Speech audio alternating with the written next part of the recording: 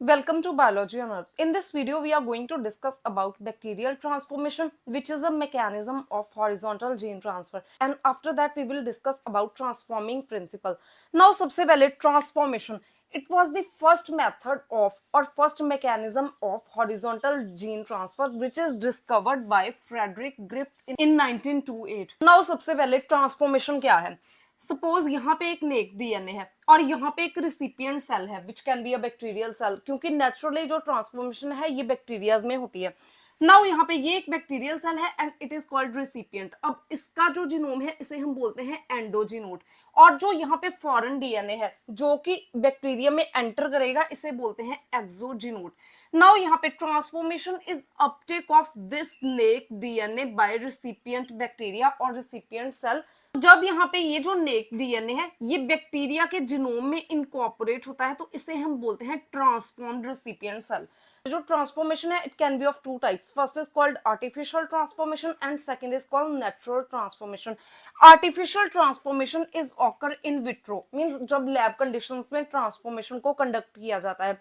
Now यहाँ पे जो bacteria, plants and animal cells सभी में ट्रांसफॉर्मेशन को कंडक्ट किया जाता है आर्टिफिशियली. तो जब यहाँ पे bacterial cell and plant cells में ट्रांसफॉर्मेशन होती है तो they are called the transformed bacterial cell and transformed plant cell.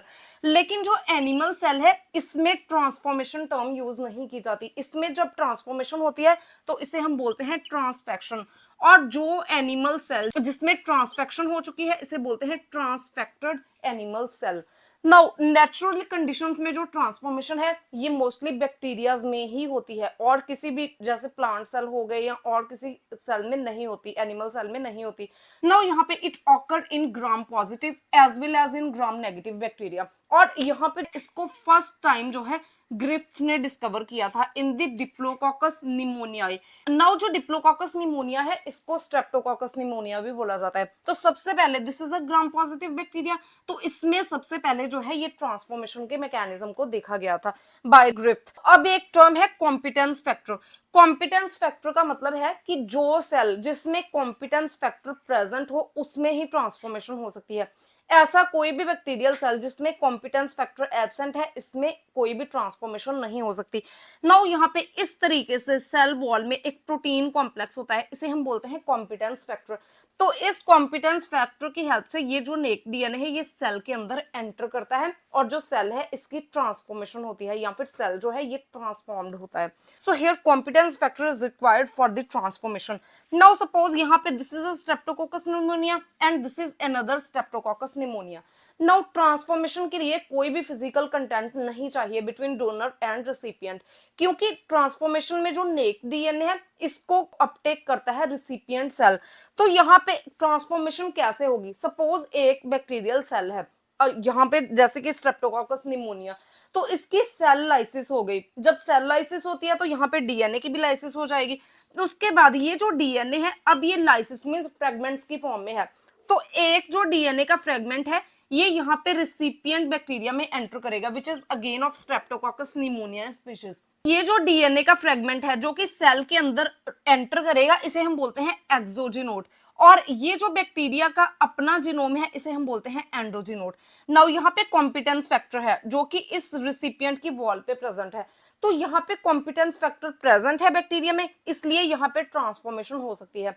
तो इसमें क्या होगा कि ये जो डबल स्ट्रैंडेड डीएनए फ्रेगमेंट है ये इस कॉम्पिटेंस फैक्टर के साथ बाइंड करेगा और जब यहाँ पे ट्रांसफॉर्मेशन होती है तो एक जो स्ट्रैंड है ये डिग्रेड हो जाएगा और जो दूसरा सिंगल स्ट्रैंड है ये यहाँ पे बैक्टीरिया में एंटर करेगा. तो अब हम डिस्कस करेंगे फेट्स ऑफ दिस एक्सोजीनोड कि जब ये बैक्टीरिया में एंटर करता है, रिसिपिएंट में एंटर करता है तो इसके क्या क्या फेट्स हो सकते हैं. First is called the degradation, means ये जो एक्सोजीनोड है ये बैक्टीरियल सेल रिसिपिएंट बैक्टीरिया के अंदर डिग्रेड हो जाएगा. सेकेंडली है होमोलोगस रिकॉम्बिनेशन. होमोलोगस रिकॉम्बिनेशन का क्या मतलब है कि अब ये दोनों जो है डोनर एंड रेसिपिएंट ये सेम स्पीशीज के बैक्टीरिया हैं, तो जो डीएनए का फ्रेगमेंट है इसमें भी जो है जीनोमिक सिमिलैरिटी होगी. तो ये जो सपोज ये जो डीएनए का फ्रेगमेंट है इसमें यहाँ पे ए एलील प्रेजेंट है और जो रेसिपिएंट है इसमें भी यहाँ पे स्मॉल ए एलील प्रेजेंट है. तो होमोलोगस रिकॉम्बिनेशन में क्या होगा कि ये जो एक्सोजीनोड है ये इसके एंडोजीनोड के ए एलील को रिप्लेस करेगा, तो इसे हम बोलते हैं होमोलोगस रिकॉम्बिनेशन. उसके बाद third fate is called non homologous recombination. Non homologous recombination में क्या होगा, ये जो ए एलील है एक्सोजीनोट का, ये इस ए एलील को जो है रिप्लेस नहीं करेगा, किसी भी और रीजन में इनकॉर्पोरेट हो जाएगा, तो इसे हम बोलते हैं non homologous recombination. And it occur very rarely, बहुत कम केसेस में नॉन होमोलोगस रिकॉम्बिनेशन होती है, ज्यादातर होमोलोगस रिकॉम्बिनेशन या फिर डिग्रेडेशन होती है ऑफ द एक्सोजीनोट। उसके बाद अगर हम ट्रांसफॉर्मेशन बात करें in the different species, now जो यहाँ पे ट्रांसफॉर्मेशन है ये सेम बैक्टीरियल स्पीशीज में भी हो सकती है जो हमने अभी डिस्कस किया, और सेकंड एग्जांपल है कि ये दो डिफरेंट बैक्टीरियल स्पीशीज में भी हो सकती है। Let's take example, this is a Bacillus subtilis and यहाँ पे ये डोनर की तरह काम करेगा और जो स्ट्रेप्टोकोकस निमोनियाe है ये रिसिपिएंट की तरह काम करेगा। नाउ यहाँ पे ये जो दोनों है ये ग्राम पॉजिटिव बैक्टीरियाज हैं, मींस इनका जो सेल वॉल स्ट्रक्चर है ये सिमिलर है बट इनकी स्पीशीज डिफरेंट है। तो यहाँ पे जो बैसिलस सबटिलस है, जब इसकी सेल लाइसिस होगी एंड डीएनए लाइसिस होगी तो जो डीएनए फ्रेगमेंट है ये एज अ एक्सोजीनोट काम करेगा, और ये जो एक्सोजीनोट है ये यहाँ पे रिसिपिएंट में एंटर करेगा। अब यहाँ पे भी कॉम्पिटेंस फैक्टर है, तो कॉम्पिटेंस फैक्टर की हेल्प से एक जो स्ट्रैंड है ये डिग्रेड हो जाएगा और जो सिंगल स्ट्रैंडेड डीएनए है ये सेल के अंदर रिसिपिएंट के अंदर यहाँ पे एंटर करेगा। नाउ ये जो एक्सोजीनोट है, अब इसके दो फेट्स हो सकते हैं, या तो यहाँ पे इसकी डिग्रेडेशन हो जाएगी, मोस्टली जब भी जो ट्रांसफॉर्मेशन है ये डिफरेंट स्पीशीज में होती है तो जो एक्सोजीनोट है मोस्टली इसकी डिग्रेडेशन हो जाती है, या फिर कुछ केसेस में क्या होगा यहाँ पे नॉन होमोलोगस रिकॉम्बिनेशन होगी, क्योंकि दोनों बैक्टीरिया जो डोनर एंड रेसिपिएंट है इनकी स्पीशीज डिफरेंट है, तो इसलिए इसमें कोई भी जेनेटिक सिमिलैरिटी या फिर जीनोमिक सिमिलैरिटी भी नहीं होगी। तो अगर यहाँ पे रिकॉम्बिनेशन होगी तो ये हमेशा नॉन होमोलोगस रिकॉम्बिनेशन होगी, और ये भी बहुत रेयरली होता है। नाउ अब हम डिस्कस करेंगे transformation between gram negative and gram negative bacteria. जो gram negative and gram negative bacteria है इसमें एग्जांपल है हीमोफिलस इन्फ्लुएंजा की। लेकिन अगर transformation between gram negative bacteria हो रही है तो यहाँ पे दो चीजें चाहिए। सबसे पहले तो जो डीएनए जो कि ट्रांसफर हो रहा है एक डोनर से रिसिपिएंट में, ये स्पीशीज स्पेसिफिक डीएनए होना चाहिए। मींस जो ग्राम नेगेटिव बैक्टीरिया है ये दोनों सेम स्पीशीज के होने चाहिए। जैसे फॉर एग्जांपल यहाँ पे हेमोफिलस इन्फ्लुएंजा है तो डोनर भी हीमोफिलस इन्फ्लुएंजा ही होगा और इसकी स्पीशीज भी सेम होगी, और रिसिपिएंट भी होमोफिलस इन्फ्लुएंजा ही होगा, फिर इसमें ट्रांसफॉर्मेशन हो सकती है। ठीक है। सेकेंडली यहाँ पे जो डीएनए जो कि होस्ट डोनर से रिसिपिएंट में एंटर कर रहा है इसमें पर्टिकुलर अपटेक सीक्वेंसेस होने चाहिए। अपटेक सीक्वेंसेस मींस ऐसे सिमिलर सीक्वेंसेस जिनमें की जेनेटिक सिमिलैरिटी हो, तो तभी ये जो डीएनए है ये डोनर से रिसिपिएंट में एंटर करेगा। ठीक है, ये दोनों स्पेशलाइज्ड फीचर हैं for the transformation of gram negative strain. Now अब हम डिस्कस करेंगे about the transforming principle. Transforming principle was given by Griffith in Streptococcus pneumoniae. Now जो स्ट्रेप्टोकोकस निमोनियाe है इसमें दो स्ट्रेन्स प्रेजेंट होती हैं। First is called R strain and this is R strain type 2। Now यहाँ पे जो आर स्ट्रेन है it is a rough strain, ये एक नॉन कैप्सुलेटेड स्ट्रेन है, मींस इसमें कैप्सूल प्रेजेंट नहीं होता। तो ये एक नॉन कैप्सुलेटेड बैक्टीरिया है, जब ये होस्ट में एंटर करेगा तो क्योंकि यहाँ पे कैप्सूल प्रेजेंट नहीं है तो ये बैक्टीरिया जो है ये अपनी अपीयरेंस चेंज नहीं कर पाएगा, और जो बॉडी में हमारे इम्यून सेल्स हैं which are called the phagocytes ये इसको किल कर देंगे और इससे कोई भी डिजीज कॉज नहीं होगी। दूसरी स्ट्रेन है एस्ट्रेन। एस्ट्रेन इज अ स्मूथ स्ट्रेन, यहाँ पे टाइप 3 स्ट्रेन है एस्ट्रेन। जो स्मूथ स्ट्रेन है ये स्मूथ अपीयरेंस में होता है क्योंकि ये एक कैप्सुलेटेड स्ट्रेन है और इसका विरुलेंस ज्यादा होता है। जो बैक्टीरिया जिनमें कैप्सूल प्रेजेंट होता है ये ज्यादा विरुलेंस कॉज करते हैं या फिर ज्यादा जो है ये हार्म कॉज करते हैं होस्ट में, क्योंकि जो कैप्सुलेटेड बैक्टीरिया है जब ये होस्ट में एंटर करता है तो इसमें जो कैप्सूल है ये इसकी अपीयरेंस चेंज होती रहती है। सो दैट्स वाई जो हमारे इम्यून सेल्स हैं मींस फेगोसाइट्स हैं ये इसको रिकॉग्नाइज नहीं कर पाते और इसको किल नहीं कर पाते। तो ये जो बैक्टीरिया जिसमें एस स्ट्रेन होगा मींस कैप्सूल प्रेजेंट होगा ये होस्ट में डिजीज कॉज करता है। सो दैट मींस जो कैप्सुलेटेड बैक्टीरिया है ये डिजीज कॉज करते हैं और जो नॉन कैप्सुलेटेड बैक्टीरिया है ये बहुत कम रेयरली डिजीज कॉज करते हैं। नाउ यहाँ पे इन्होंने एक्सपेरिमेंट में क्या किया कि एक माउस को लिया, this is a live mouse, और सबसे पहले इन्होंने माइस को इंजेक्ट किया विद R2 स्ट्रेन। तो यहाँ पे जो माइस है ये लाइव है क्योंकि ये एक नॉन कैप्सुलेटेड बैक्टीरिया है, तो डिजीज कॉज नहीं हो रही माइस में। सेकेंडली इन्होंने माइस को लिया और इसको इंजेक्ट किया with S3 strain. Now this is a smooth strain, तो ये एक वायरुलेंट स्ट्रेन है, तो यहाँ पे माइस में डिजीज कॉज हो रही है and mice dies after some time. उसके बाद थर्ड इन्होंने यहाँ पे क्या किया कि जो माइस है विच इज अ लाइव माइस, इनमें इन्होंने हीट किल्ड स्ट्रेन 3 को जो है इंजेक्ट किया। तो यहाँ पे जो माइस है इसमें डिजीज कॉज नहीं हो रही, माइस इज स्टिल अलाइव। उसके बाद फोर्थ एक्सपेरिमेंट में इन्होंने एक लाइव माइस को लिया और इसमें इन्होंने दो बैक्टीरियल दोनों स्ट्रेन्स को यूज किया।